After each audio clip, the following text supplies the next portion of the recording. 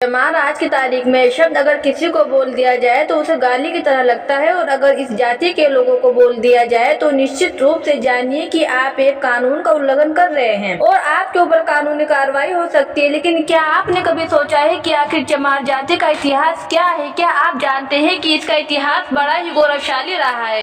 आखिर ये शब्द कहाँ से उत्पन्न हुआ और इसका वास्तव में मतलब क्या है? आइए जानते हैं ऐसे ही तमाम सवालों के जवाब और एक वर्ग विशेष के गौरवशाली इतिहास के बारे में। साल 2011 की जनगणना के मुताबिक हमारे देश की आबादी में 20 करोड़ लोग दलित समुदाय थे और इसी समुदाय में एक बड़ी आबादी चमार जाति की है। आज ये शब्द आन का सूचक बन गया है, लेकिन आपको बता दें कि वास्तव में ये लोग शास्त्रीय वंश से ताल्लुक रखते हैं। जी हाँ, ये जानकर आपको हैरानी जरूर हो रही होगी, लेकिन चमार वास्तव में एक समय में शास्त्रीय थे। इनका अपना राज्य हुआ करता था जिस पर ये शासन करते थे। विदेशी आक्रमणकारियों से लड़ने से लेकर भारत के स्वतंत्रता संग्राम से इस जाति का योगदान हमेशा याद रखने लायक है। हमारे देश के पुराने इतिहास में चमार जाति का वर्णन नहीं मिलता, बल्कि जिन्हें आज हम चमार कहकर पुकारते हैं वास्तव में वो लोग सूर्यवंशी ठाकुरों के खानदान से ताल्लुक रखते हैं। अगर हम हिंदू धर्म का पौराणिक इतिहास उठाकर देखें तो ये जानकारी मिलती है कि सृष्टि की रचना ब्रह्मा जी ने की है और उन्होंने सभी को एक सामान बनाया है। हमारे यहाँ कहा जाता है कि मनुष्य के ऊपर सृष्टि में मौजूद प्राणी मात्र की सेवा और संरक्षण करने की जिम्मेदारी है। तो फिर हमारी संस्कृति में इंसान और इंसान के बीच भेदभाव करने की शिक्षा का कोई स्थान हो ही नहीं सकता। जब मनुष्य ने सामाजिक रूप से संगठित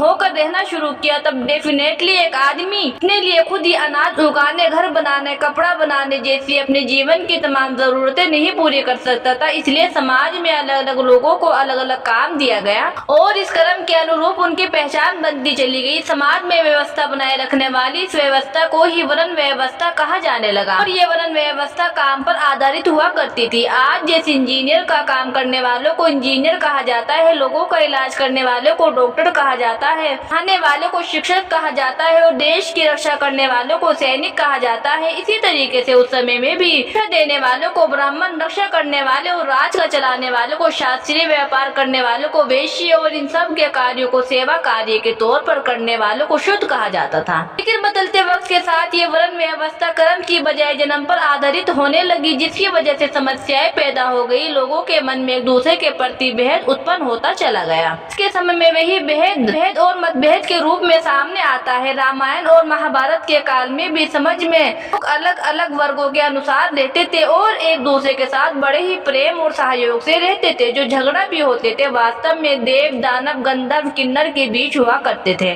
दौर में कहीं भी चमार शब्द का इस्तेमाल नहीं हुआ।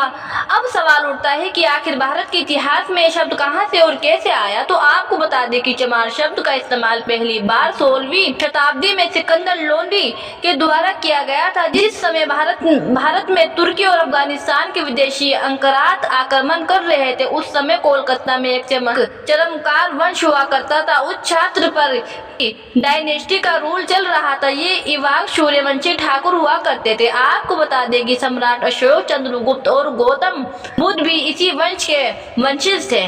वर्मन काफी तरक्की कर चुका था। संत रविदास इसी वंश से आते थे, जिन्हें चित्तौड़गढ़ के राजा राणा संगा और उनकी पत्नी झाली रानी काफी मान देते थे। यही वजह थी कि उन्होंने संत रविदास से अनुरोध किया कि वो उनके महल में आकर रहें।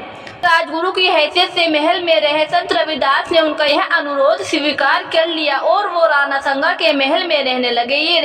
यहाँ रहकर रविदास ने अपना प्रवचन लोगों को देना शुरू किया। उनकी बातों से लोग काफी प्रभावित हुए और धीरे धीरे संत रविदास की प्रसिद्धि बढ़ती चली गई। इस प्रसिद्धि के चर्चे दिल्ली में शासन कर रहे सिकंदर लोदी तक भी पहुँचे और सिकंदर लोदी को लगा कि कहीं ऐसा न हो कि लोग इस्लाम को स्वीकार करने की बजाय संत रविदास के पीछे ही चलने लगे, इसी के फॉलोवर बन जाएं। तब उसने अपने दरबार में मौजूद मुल्ला सदना फकीर को यह आदेश दिया कि वो चित्तौड़गढ़ जाए और संत रविदास से इस्लाम कबूल करने के लिए कहें। शहंशाह का आदेश पाकर सदना फकीर संत रविदास को मुसलमान बनाने के लिए दिल्ली से चित्तौड़गढ़ के लिए चल पड़े। वहां आने के बाद उसने संत रविदास को इस्लाम की दावत दी। तब संत रविदास ने कहा कि वो उसके साथ तर्क वितर्क और शास्त्रीय करें। अगर संत रविदास हार जाते हैं तो इस्लाम कबूल कर लेंगे, लेकिन अगर सदना फकीर हार जाते हैं तो इस्लाम छोड़कर हिंदू धर्म को कबूल करना पड़ेगा। दोनों के बीच तर्क वितर्क और बातचीत शुरू होती है और धीरे धीरे साधना फकीर रविदास जी की बातों से प्रभावित होने लगता है। एक समय ऐसा आता है कि रविदास जीत जाते हैं और साधना फकीर अपनी मर्जी से इस्लाम छोड़कर हिंदू धर्म अपना लेता है। अब उसका नाम रामदास रख दिया जाता है। अब रविदास और रामदास जी दोनों ही मिलकर लोगों के बीच हिंदू धर्म का प्रचार प्रसार करने लगते हैं। संत रविदास समाज में सभी लोगों को एक समान भाव से देखा करते थे। जब सिकंदर लोधी को यह पता चला कि साधना फकीर ने तो खुद ही हिंदू धर्म स्वीकार कर लिया, तब वो गुस्से में भर गए। उनके संत रविदास को गिरफ्तार करने का आदेश जारी कर दिया। उसने संत रविदास को गिरफ्तार करवा कर जेल में डलवा दिया और वहां उन्हें चमड़े के जूते बनाने का काम सौंप दिया।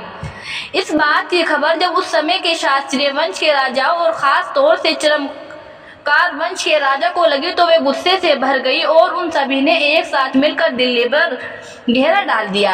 आम लोग भी सिकंदर लोधी के खिलाफ हो गए, जबकि सिकंदर लोधी ज्यादा से ज्यादा लोगों को जबरदस्ती इस्लाम कबूल करवाने की जिद पर अड़ा हुआ था। आखिरकार सिकंदर लोधी को झुकना पड़ा और उसने संत रविदास को रिहा कर दिया। आगे चलकर सन 1520 में संत रविदास इस दुनिया को छोड़कर ईश्वर के धाम को चले गए। इसके बाद सिकंदर लोधी निरकुश होकर लोगों को इस्लाम कबूल करवाने लगा। इसका नतीजा ये हुआ कि चरमकार वंश के लोगों ने इस्लाम कबूल करने से साफ साफ मना कर दिया। तब सिकंदर लोधी ने इस वंश के हजारों लोगों को बंदी बना लिया और उन्हें चमड़े के जूते और दूसरे सामान बनाने का काम में लगा दिया। हमारे देश में उस समय तक चमड़े का इस्तेमाल नहीं किया जाता था, चमड़े को अशुद्ध माना जाता था, लेकिन चरमकार वंश के इन लोगों ने तो ना तो इस्लाम स्वीकार किया और ना ही सिकंदर लोधी के आगे झुके। अपना स्वाभिमान की रक्षा करते हुए उन्होंने चमड़े के काम को करना स्वीकार कर लिया। लेकिन सिकंदर लोधी यही नहीं रुका, उसने इस तरह का काम करने वाले लोगों को अपमान करना शुरू कर दिया, उन्हें चमार कहना शुरू कर दिया। आगे चलकर सिकंदर लोधी ने इन लोगों की पढ़ाई लिखाई पर रोक भी लगा दी, जिससे कि इन लोगों को इनका गौरवशाली इतिहास ना पता लगे और यूं ही दबे हुए जीवन जीते रहे। चमड़े का काम करने के कारण आगे चलकर इन्हें शास्त्रीय वंश से भी अलग कर दिया गया। सिकंदर लोधी ने को समाज में शुद्ध से भी निचले स्तर का दर्जा दे दिया। कर्नल टोट ने हिस्ट्री ऑफ राजस्थान के नाम से एक किताब लिखी, जिसमें उनके द्वारा इस वंश के बारे में काफी विस्तार से जानकारी दी गई है। आगे चलकर डॉक्टर विजय सोनाक्षर शास्त्री ने अपनी किताब हिंदू चरमकार जाति में चरमकार वंश के इतिहास और गौरव के ऊपर काफी कुछ लिखा गया है। भारत के सभी शास्त्रों में चरमकार जाति के लोग पाए जाते हैं। इसके अलावा पाकिस्तान, नेपाल जैसे क्षेत्रों में भी इस वंश के लोग रहते हैं। राजस्थान के कुछ शास्त्रों में रहने वाले चरमकार जाति के लोग रहन सहन से राजपूतों की तरह नजर आते हैं। जहाँ महिलाएं घूंघट रखती हैं, वहीं पुरुष भी मूछें रखते हैं, पगड़ी बांधते हैं। अंग्रेजों ने अपने शासनकाल में 1 मार्च 1943 में एक चमार रेजिमेंट का गठन किया था। सेकेंड वर्ल्ड वॉर में इस इन्फेंट्री रेजिमेंट ने कोहिमा की लड़ाई में हिस्सा लिया था और काफी बहादुरी के साथ लड़ाई लड़ी थी, जिसकी वजह से इस रेजिमेंट को सम्मान भी मिला था। आपको बता दें कि साल 1946 में इस रेजिमेंट को भंग कर दिया गया। आज भी इस रेजिमेंट के गठन की मांग की जाती रही। कल्पना कीजिए कि सिकंदर लोधी के दबाव के आकर झुककर अगर चरमकार वंश के लोग इस्लाम कबूल कर लेते तो आज इस देश में मुसलमान की आबादी हिंदुओं से ज्यादा होती। आज के समय में चरमकार वंश के लोग बाबा साहब भीमराव अम्बेडकर को अपना आइडल मानते हैं। दोस्तों, इस वीडियो को यहाँ तक देखने के बाद आप चरमकार वंश के बारे में क्या सोचते हैं? अपना जवाब हमें कमेंट बॉक्स में लिखकर जरूर बताइए और वीडियो